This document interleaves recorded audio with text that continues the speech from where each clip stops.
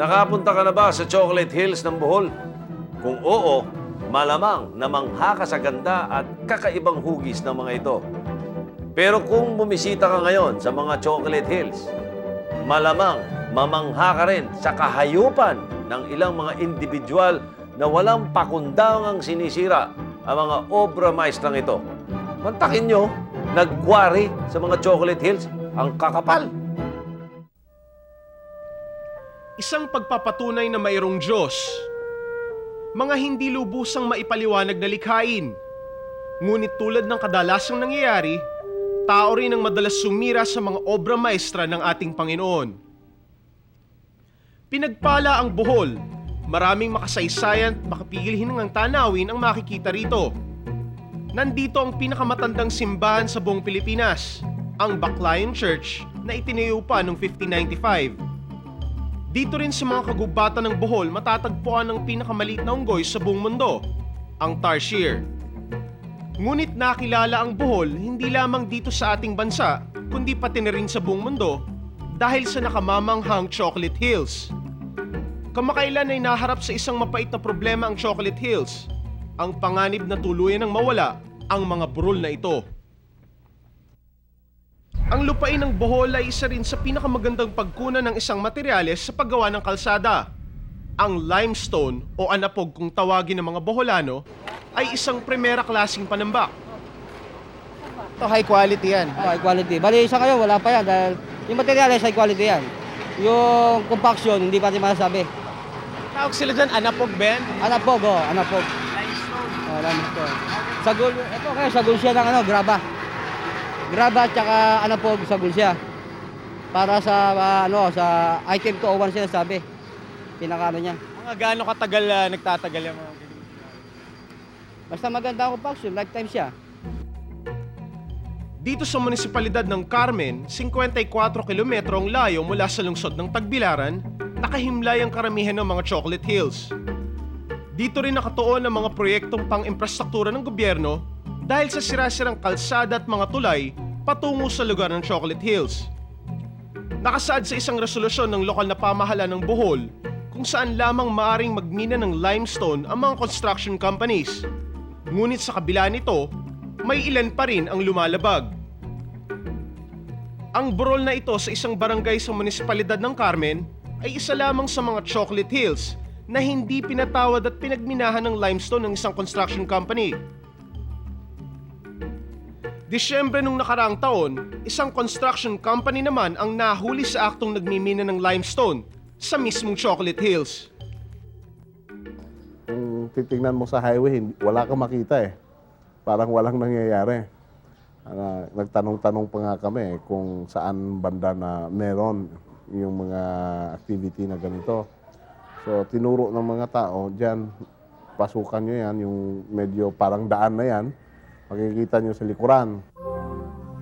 Nahuli ni Governor Relampagos ang YS Construction sa aktong pagpapasok ng mga heavy equipment at pagmimina ng isang Chocolate Hill sa Barangay Villaflor, Carmen. Binisita ng Brigada 7 ang burol na ito kamakailan. Sa unang tingin ay tila walang naganap na panlalapastangan. Ngunit nung kami magtungo sa likuran ng burol, ito ang aming nasaksihan. Nagmistulang quarry site ang likurang bahagi ng burol. May isang malaking tsokolating kinagatan ng isang higante. Ayon sa mga eksperto, walang ibang paraan upang maibalik ang dating hugis ng burol at ilang taon pang magdaan, tuluyan ng guguho at magigiba ang burol na ito. Ang burol na kinatatayuan ko ay isa lamang sa mga Chocolate Hills na hindi pinatawad at nilapastangan. Pinagkakitaan ng ilang mga construction companies dito sa Bohol. Ang kaukulang permiso sa pagmimina ng limestone ay hinihingi ng mga construction companies sa gobyernong panlalawigan ng Bohol. Ang gobernador lamang ang may karapatang magbigay ng pahintulot sa mga construction companies. Ayon sa YS Construction, kumpleto sila ng papeles at permiso. We follow the procedure, asking from the consent from the landowner, the land, then also the certification from the barangay captain. Ipinakita sa Brigada 7 ni Engineer Lapona at ni Yoyong Suarez, ang may-ari ng YS Construction, ang kanilang mga papeles na pinapayagan silang magmina ng limestone sa munisipalidad ng Carmen. Pirmado ang mga ito ni Governor Relampagos. Pero ang problema lang doon po doon, merong permit na mag-extract sila. Pero yung permit, nabigay yun nung dating governor bago natapos yung term niya. Ayon pa sa gobernador, ang naipakita marahil ng YS Construction sa amin ay isang permiso para makapagmina ng limestone sa ibang lugar, hindi sa Chocolate Hills. Sa kabila nito, nananatili pa ring buo ang paniwala ng may-ari ng YS Construction na wala silang nilabag na ordinansa o namang batas.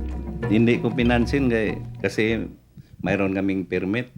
Kumpleto kami ng permit. Dalawang batas ang maaaring nilabag ng YS Construction sa pagmimina ng limestone sa lugar ng Chocolate Hills. Una ay ang Provincial Ordinance No. 93-002 at ang Republic Act 6942 o ang Philippine Mining Act of 1995. Nakasaad sa Provincial Ordinance No. 93-002 ang mga lugar kung saan maaaring magmina ng limestone, ngunit hindi malinaw sa ordinansa na mahigpit na pinagbabawal ang pagmimina ng limestone sa lugar ng Chocolate Hills. Ang Republic Act 6942 ay isang batas na may kinalaman sa pagnanakaw ng likas yaman o theft of minerals. Pero yung problema namin, ang implementing agency, hindi ang Province of Bohol, kundi ang Department of Environment and Natural Resources. Ayon naman sa Provincial Environment and Natural Resources o PENRO, monitoring lamang ang opisyal na responsibilidad ng kanilang tanggapan. This is the duty now of the local government unit. Kasi silang nagbigay ng permit. Dahil sa pagkakahuli sa pagmimina ng limestone sa Chocolate Hills, sinulatan ng gobernador ng Bohol ang YS Construction at inutusan na magbayad ng 65,101 pesos sa pagsira ng Chocolate Hills. Bukod dito, inatasan ito ng probinsya ng Bohol na muling ibalik sa dating porma ang burol na kanilang ginaba sa loob ng 70 araw mula nang maipalabas ang sulat.